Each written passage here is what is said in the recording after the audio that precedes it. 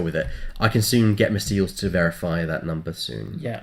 It means we're going to end up finishing about around 6 o'clock, so... Yeah, I mean, we were a bit late starting, and also there was the issue in between round 1 and 2, where the system didn't play ball. Yeah, Cryo decks didn't play ball at all. No. Which was unfortunate. I mean, what the problem was... Well, we don't know what the problem was, but... Mike... Was it Mike? No, it was Tim Clark. Tim got a bye round 1. He got a bye round 1. However, then mysteriously round 2 got a bye then as well, which is like, that's not how it's supposed to work. So we spent the next round repairing everyone manually, which was a pain in the rear, which we did it as close to the actual system as we could. Yeah. And yeah, that's how we did it then. Hopefully it's now playing ball. Fingers crossed. Yep. But we'll soon find out. Crossed, toes crossed and all. But yeah, what was interesting to know, when I went and spoke to Mr. High, he actually played Hedge round 1. Oh. He lost a Mega Leader to Duchess and Cynthia Fell. Not surprising. Duchess can be very powerful. But to only lose a Mega Leader, though. No, not bad. Not bad. Also, the smallest loss he could have taken. Also, can I say, how good is it to have Cynthia Fell back on the board? Definitely, you hardly see any interceptors. You don't see, well, let's put it this way. Hardly. You didn't see any interceptors, you only saw Cynthia Fell on it, mainly. To be completely honest. Let's not beat around the bush here. You mostly saw good old Cynthia Fell, because he was the interceptor. He was the guy. He's adding Tomax Bren. Oh, so we've got a bomber on board as well. I like this. It's a nice little selection of ships. Tomax Bren with assault missiles and extra munitions. Well, we know one person who stands by Tomax Bren, Mr. Sam Scott. Sam Scott, yeah. Who unfortunately recently pulled out of the game, mainly due to time. Bless him. I don't know what he's doing these days, but I wish him well. Yeah, it's always sad when you lose a player out of a community, especially one that's a really you're a really nice guy, a good player, nice person, or obviously both. Yeah, and Sam was, I think, in that both bracket really. Oh yes, he was sort of fairly consistent at the top end of the order. Yeah, and I liked it because yes, he always brought Tomax Bren, but it was his bread and butter, and you don't often see Bren. No, but he's very underrated, I think, and I think a lot of people might say that as well. Bren, I think, is very underrated as a TIE bomber, which I think is because the TIE bomber isn't necessarily brilliant in itself. Well, just imagine if the new damage deck didn't change some of the crits in there. Like, effectively, Tomax was in an absolute issue when he was injured pilot, where you'd lose your pilot ability and your EPT. Yeah. So you couldn't... Tomax is very nice at... effectively having an infinite, as long as you haven't had to double tap the EPT for some reason. But he's got an infinite EPT loop with the crack shot, so every shot can be crack shotted down, which is quite nice because actually crack shot is the participation promo today. Yes, I was actually just showing that to our viewers a few minutes ago. I've got a little copy here. I like that one because I got one from the reverse hangar bay. Well, everyone's after the crack shots because they're very sought after, aren't they? As an upgrade, I mean. Yeah. Because you only get them in a couple of expansions. It's very few, yeah. I think Sean forgetting about the direct hit crit on Fen, possibly before the bump fire Sarge, was one of his bigger ones, especially so early. Yeah, losing something as potent as Fen that early on. Yeah, I mean that's probably why he might have bumped because he thought, oh, I've only got 2 damage cards, I'm fine. But, yeah. Sorry, Thorn. As a new player in your community, have to say everyone down at Athena are great, really friendly, always happy to play a new player and give them time to learn the game. Oh, thank you, Terry. We like to try our best. That's the kind of stuff we like to hear. That's what we... Definitely. That's what we do, Because I believe Terry took part in our reverse hangar bay as well. Yeah. He was very brave, just jumping headfirst into the game. Like he did. That's not a bad thing. No, I'm not saying it's a bad thing. It's a really brave thing to do. It's brave, and on the same time, learning the game, understanding how things work, coming to a competitive sort of level event, which Reverse Hangar Bay was, to build 2 lists, You learn best by playing. That's what definitely. I say. But on some cases... Just tear that open and put it on the table. Professional David. Sorry. Professional, I couldn't even get into it in the first case. I'm trying to run a show here.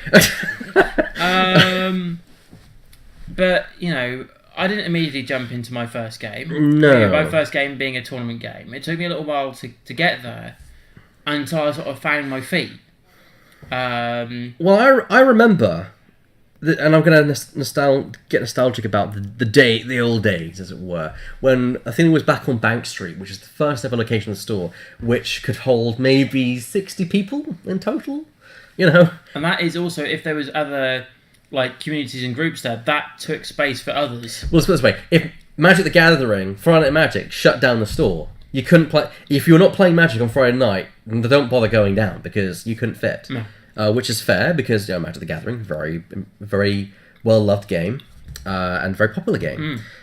So yeah, that of course is a factor involved, but it was still fun. So both the lists we have coming up have Duchess, which is interesting. But yeah, I just noticed that. I thought it was worth mentioning. I also want to say, we were there back in the old day in the old store. We were shoved in this tiny little room upstairs, which could hold about 6 of us, and the other room could hold, I think, 2 more people. And that's if we got that was a good night. If we got a full load of people. I remember there was situations where you move 2 steps backwards and you're against the wall, yeah, or into the wall, or you're against someone, yeah. Very tight. It was character building, but it's amazing to look back then and think that's how tiny the community was. It was me, Mr. David Clark, I think Tim. I don't think Tim had joined yet. No. I know there were definitely Dave. There are a few more people. Leighton was there more often. He's not. Yules? Yes, Yules was there. Chris and yourself joined in later on. A very, very small community. Then it just kind of just blew up. Yeah. Especially when we moved to the new store and we got this massive space. It just exploded. Yeah. And suddenly we were running events that got 16 to 20 people to 30 people to 40 people. Yeah. I remember one of my first events, I was on the lowest one of the lowest tables, and that was 4 or 5 rows in here. Yeah. And that's about 20 or 30 boards? A row can take 4 comfortably, 5 at a push. So if it was 4, you're talking about 16, 20 boards, which means 32 to 40 people.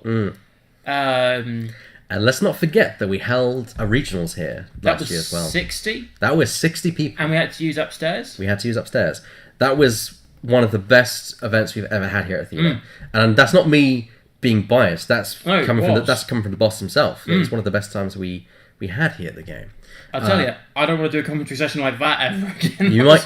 Well, let's put it this way, Dave. I'm not saying anything, but you might have to. I'm not saying why, but you might have to. Okay. But that was a long old slog. Yeah, but it was so worth it. We've got so many games, and I think we've come a long way since then. As a team, we could make that a very good experience. Yeah. I mean, okay, guys, in the chat, what was your first experience playing X-Wing? Besides you, Terry, since I know what your first experience playing X-Wing was, it was here, and you were playing in our Hangar Bay tournament. And also, if you're watching on YouTube, let us know down below, what was your first experience with X-Wing? Yeah. My first one actually was in the old store. I know. I remember. I taught you. I remember. I can't remember if it was. No, it wasn't you. It must have been Mr. Tony. So I didn't know you at that point. I lent you stuff, didn't I? Basically, you were playing Johnny Firth Clark. That's it. And you passed me the exact same list you just played against him. And somehow I managed to pull a win. I had no idea how the heck I did it. But I'm sure I was standing behind you, coaching you on things, wasn't I? A little bit. I think someone was just let me go with my gut feeling on this. Fair. And sometimes it went okay, sometimes it didn't. We've all been there, though, where someone does something completely unexpected and it's like, I didn't see that coming. I remember playing Chelsea's brother a few weeks back on the what they deem as the starter game, so Poe Dameron BB-8. Sorry, I gotta show this off. Look at that clipboard. If that is intimidating, I don't know what is. A nice Air Force clipboard there from Mr. Hedge. Mr. Hedge. Brilliant man. And a Yorkie. Oi, he's my kind of man. And the buttons. He normally brings buttons along. Yeah, because he gets commission from Cadbury, doesn't he? Does he? He doesn't. No, he doesn't. That's the joke. Oh, That's the joke because he's always offering buttons when he comes around. So we joke he's obviously got some kind of business relationship with him. Grumpy Elephant. Watch two people play the game from the original core set on the floor of the cinema while waiting for the Force Awakens film. That is awesome. Yeah. Oh, God. You see, I didn't queue up to see the Force Awakens. I actually went when it was light. Hey, look at what Ah!